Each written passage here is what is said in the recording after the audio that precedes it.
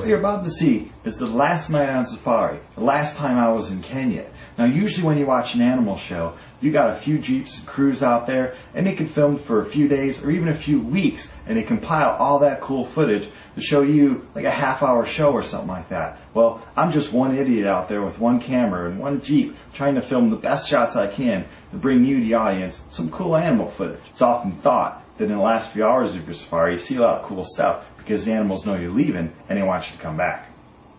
Like an apple. Here we are on our last night, and we tried to head out a little early and a big hailstorm. It was pretty cool. The first time I was ever in a big hailstorm in Africa.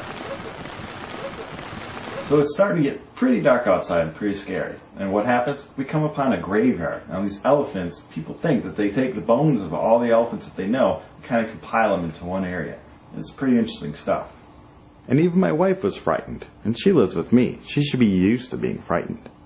Now the whole time I'm trying to take some pictures, trying to film, all on the side of hanging out this Jeep. Now it's very hard terrain. It's not a smooth road.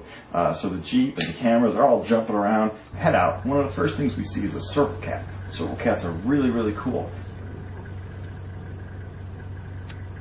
And right after the circle, we saw a spring here. Some people refer to it as the Kenyan kangaroo. You can see why. And since I try to read all the comments and I get some emails asking about the other evening animal wildlife videos I posted, they ask, does that searchlight hurt the animals? Does it help one animal hunt another animal or so on and so forth? Well, just the fact that we're out there in Jeeps is going to play a part into the animals. Some are going to totally ignore the Jeeps and some are going to look at them. A lot of these animals can see really well in evening time, so the light doesn't help or hurt. They kind of ignore the Jeep and they ignore the light. Pretty much all the footage you see of the animal is the entire time that light was on the animal. I can't use things that are pitch black because it's not that interesting. And this footage was all shot in a time that Kenya was hurting for tourism. Because of political problems, not a lot of people, especially Americans, were going there. And of course, tourism income is the thing that helps provide this land to be safe for this wildlife. And then we see this lion in the road. And he's, well, lying in the road. So our Jeep really couldn't go past. We didn't want to go off the road too far, so we couldn't really see that much. And of course, he's right in the road. We notice his ears and his tail are twitching. We wonder what else is going on out there. So we spot this other big male lion out there, and he's coming towards this male that's in front of our Jeep. Now we don't know, is this about to begin a big territorial fight? Because lions are very territorial, and they have to keep the other male lions that they don't know off of their territory. Sometimes this fight could even lead to the death. But it turns out the lion knows this lion, so they go out prowling around. Now we'd seen some other lions cruising through this territory, so we thought maybe they're trying to chase them out of this area. Now the cool thing is, even though lions, all cats, can see really good at night, these guys, they're putting their nose to the ground and smell it. Now these lions are starting to get a little bit pissed off at those other lions. They can't quite find them. So what do? Well, the one large male, he starts calling out, letting them know this is a warning.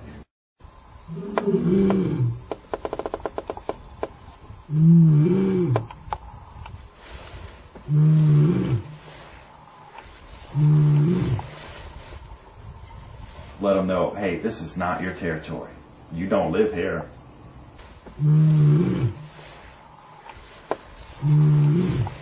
So as we're following this lion on the road, he's to our right. To our left, we see some eyes. Now, seeing eyes at night, they can either come off as like an orange glow, a greenish glow, a bluish glow, and it all says what kind of animal it is most likely those eyes belong to. It's kind of neat to learn all this stuff. So in a single shot, we're following the lion on the right, and I pan to the left, and what do we see? The little serval. Well, this serval was pretty surprised. Of course, the lion isn't talking to him to get off the land, but that serval, he's going to lay low just to play it safe. So now it gets to the point where this lion heads to an area that our Jeep just can't go into. The terrain is just too hard, it's too many trees, it's too steep, it's too many rocks. So we're just kind of sitting at this edge of this area. And as we go and turn around back, we see another set of eyes. So we figured, it's the serval. These eyes look a little bigger. As we get closer, we find it's a cheetah. It's like a cat frenzy out there tonight. Now she or he is not hunkered low because they're hunting. They're trying to stay out of sight. Could it be because that big male lion? Well, we keep going, and there's two big female lions right there. These two female lions weren't really paying attention to that cheetah.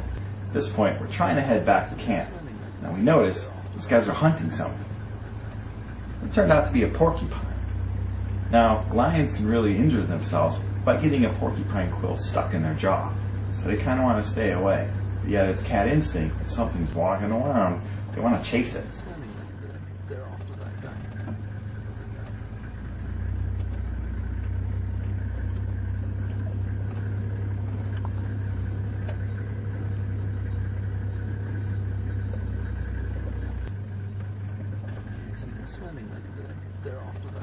So these female lions with their young ones, they settled into this area, kind of around these trees. So we sat there for a while. Well, actually we sat there for over a half hour, just hanging out and listening.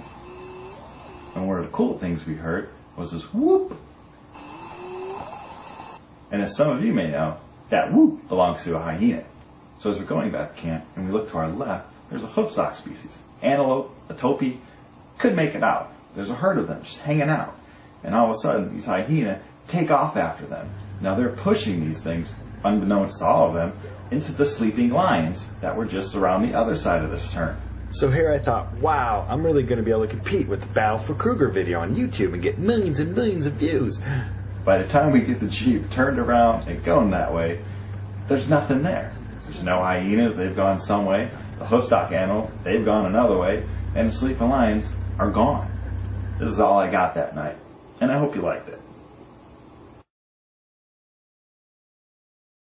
And don't forget to grab your bags, because Brian's Art for Animals is going back on safari. You're going to start watching those episodes in February 2010.